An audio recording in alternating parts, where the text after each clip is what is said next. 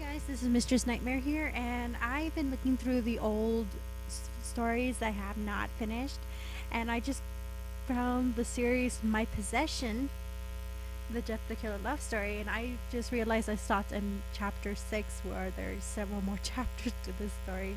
So I am sorry for those who have been waiting patiently for chapter 7 of My Possession. Anyway, before we get started, please hit that like button, comment, subscribe to this channel if you guys want more creepypasta fanfictions out there. Until then, let's get started. May's point of view. I groaned softly as my consciousness returned to me. My head was pounding and sore in one spot, like I had been hit on the head. My eyes slowly opened, expecting to see the familiar white ceiling above me.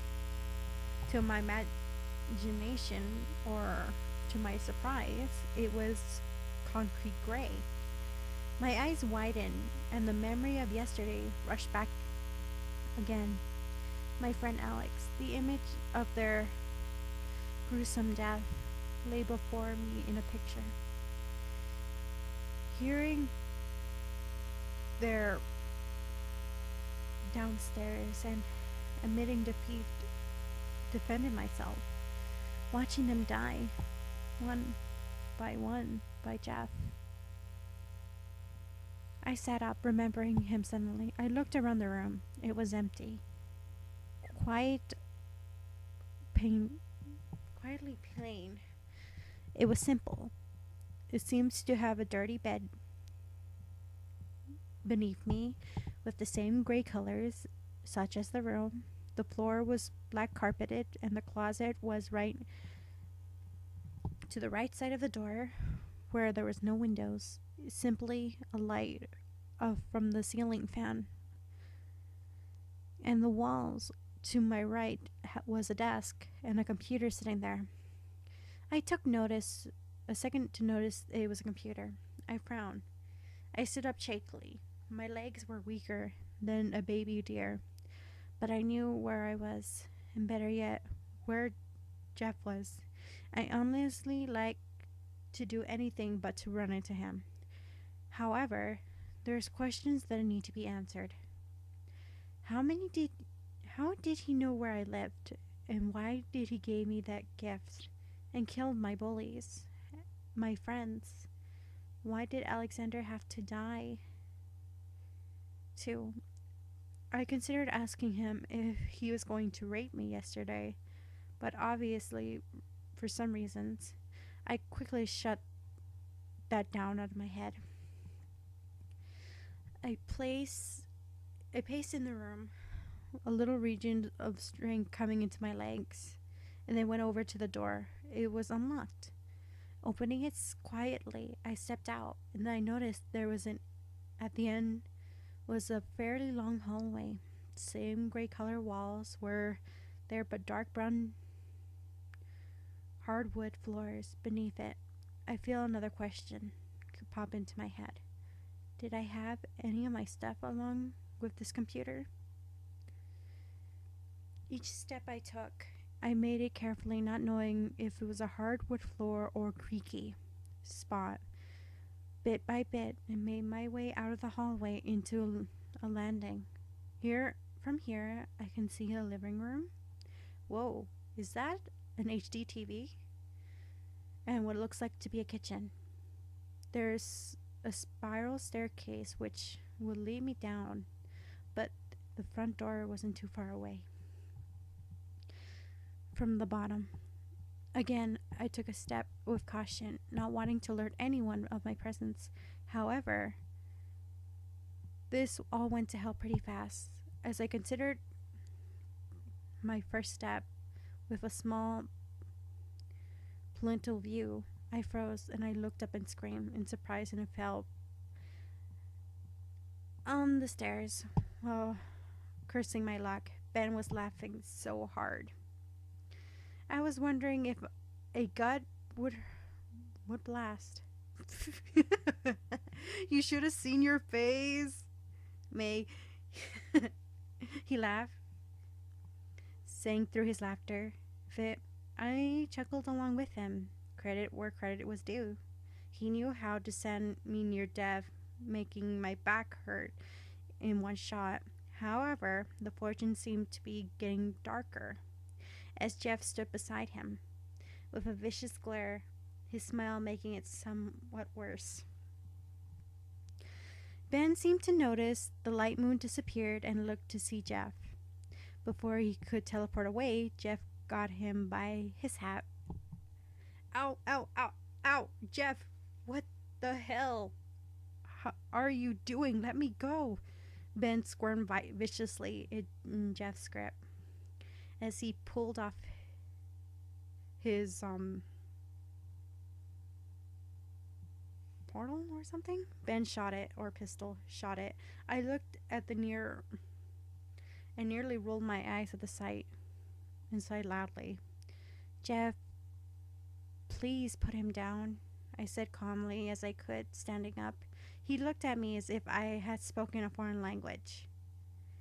Put him down, Jeff. He was doing it for fun, and I'm not hurt. I spread my arms in exasperation, even though Jeff was still not letting Ben down. Ben looked grateful.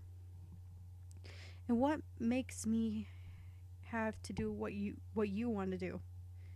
Jeff said, watching as I finally gave up and walked over to him. I pressed each of my fingers on Ben's hat, or unprying his fingers, until he plopped onto the ground. Free at last, he cheered and rushed over to pick up his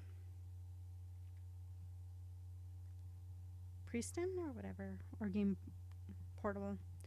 Thanks, May, he said, and he was walked off when he stopped. Oh yeah, I didn't think we had properly met. My name is Ben. Written in all the captions. He jokingly tipped his hat, more than grabbed the edge of it and then nodded. And running off to the kitchen. See ya, Jeff. Now Ben's out of the room and returning to give me the slight glare, without Ben around, who despised being rather strange, more pleasant than being around. Jeff seemed suddenly more dangerous than I originally thought. He grabbed my arm and dragged me over to the couch. His grip was strong and a little cold. He tossed me onto the couch, which I barely saved myself from face planting on. Now, why the hell did you pull a stunt like that? He growled, tossing himself backwards into the chair on the couch beside me.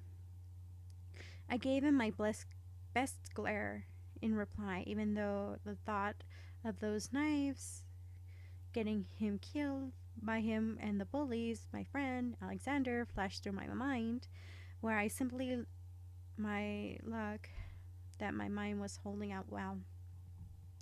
And why not? Ben wasn't causing me any harm. It was a slight prank. He did it for a good joke of scaring me. That's really all that is, I stated, my voice sounding slightly pouty. I've been looking at the door and the stairs and anywhere in sight that wasn't Jeff until he didn't reply. I looked over to him to see him watch me intently. A shiver ran down my spine. I tried to meet his unblinking gaze, but I quickly gave up. I turned my attention to the couch cushions onto my right instead. Jeff simply got up and sat to the right of me on the couch, immediately freaking me out. He turned a little, now facing me, and his left foot on the couch. Lay back, he said. Though the way he said it, and watching me with the way he said that, it was more like an order. I hesitantly and comfortably with the idea. Now, I sighed softly, giving up, laying against the guy who murdered the people by knowing who knows how many, but better than being his next victim. I reasoned. The second my back was against his chest, he sighed, wrapping his arms around me and pulling me closer to him. For me, This has gotten even more and more awkward than it needed to be, especially since I could feel his knife. Can I join? My head shut up, seeing Ben hovering on the back side of the couch with a little grin on his face. No, Jeff started, but I cut him off. Of course you can, Ben. His grin got wider and he dropped off, running around the couch. He snuggled in next to me, but I managed to get my arms free for Ben. He gladly jumped into them. Ow, careful with the impact, Ben. I scolded, feeling like a big sister or a mom. He chuckled, laying his back on me. Jeff's point of view. I swear, if May hadn't had formed an attachment to one of my friends, I would have skinned Ben. Maybe tossed him into a bathtub to reveal his drowning. I continued to glare at him until I felt May relax in my arms. I stared down in wonder, as if someone casually had taken in place. I couldn't help but feel that it was exactly what was going on here. As much as I hated it, I took the chance to provide and rest my chin on her head. Once again, pressing, making me miss my eyelids. As I could close my eyes if I had them, just relax, knowing that she was near. Watch out! Ben yelled, pulling out my knife away from me. Before I could protest, I barely missed the knife aiming my throat. Oh my god. Damn it, not again. I stood up in the doorway, mentally glaring menacingly at me. I quickly grabbed my knife and stood in front of May and Ben. Take her to her room. Now, I growled at Ben, watching Jane carefully. She smirked, eyes now on May. Is that your new little play toy, Jeff? She cooed. You know, I bet it is such a shame for you if she was set free. May looked confused, and Ben grabbed her hand and glared at Jane. She grinned, watching my little knife try to grasp on what was going on. May, is it? I heard Jeff talk about you. He's dangerous, you know. You shouldn't be safe around here. Jane's voice continued, stern and serious. He ruined your life. He ruined mine too. What reason do you have to stay? I held my emotions, not wanting Jane to see me panic. I've worked so hard to bring May here and to make her mine, and Jane was constantly convincing her to leave. It wasn't like I gave up, but Jane would put May in her care, and like hell, a lot harder to bring her back. Thankfully, Ben could be convincing on my side. Don't go with her, he muttered. It's not like you, and you know her. And I like having you here. Jane heard Ben and laughed. You don't know me. She barely knows you either, elf. Ben glared at her. You think 5 minutes in her company can build trust? Killing her best friend and her little boyfriend, of all of hers as well, just watch away in the light in 5 minutes. Think again, idiots. Oh, May, why don't you see what's really happening here? Your little boyfriend? Jane pulled out a small paper airplane and tossed it. It zoomed right past Jeff's knife and Ben's hand and into May's. Don't. Jeff tried to warn her, but it was too late. She opened it and her eyes widened and shaking and hurled in any second. I knew what she was saying. It was the barely anything but missing, but the complete destroyed flesh and bones, a small clump of a body, blonde hair that was hint of who it was. Right now, however, that clump of hair has been burned in fire, leftovers in a bag, being held down by 2 large rocks, tied with wire, sitting in the bottom of the lake miles away. I nodded to Ben, and Jane ran at us. I blocked her attack with our knives and clashed together.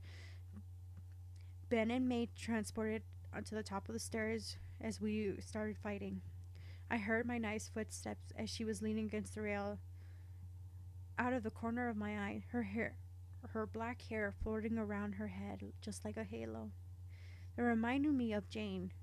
Planning to do is fill me with a primal rage and bloodlust. My knife was cutting into her hip. Jane shrieked out of pain and she stumbled back. I heard Ben trying to convince May to hide in her room. Jane quickly turned her head towards her and leapt right into her arm, extending to grab what was mine and mine alone. Thankfully, May's instincts was leaning back and away from Jane's hand, falling with the force, Ben tugging her on one of her arms. I had to jump after her, managing to slice into her rib cage. A sloppy landing of her, a rather well placed one for me. Unlike the first time we met, I didn't have a scratch on me. She was dripping blood on the floor. She must have really had another change. But a buzzing feeling entered both of our heads. We winced simultaneously. We looked at each other at the end of the hallway, and besides the kitchen stood the head of the house, Slender Man. I think that's when we knew we were in pretty deep shit.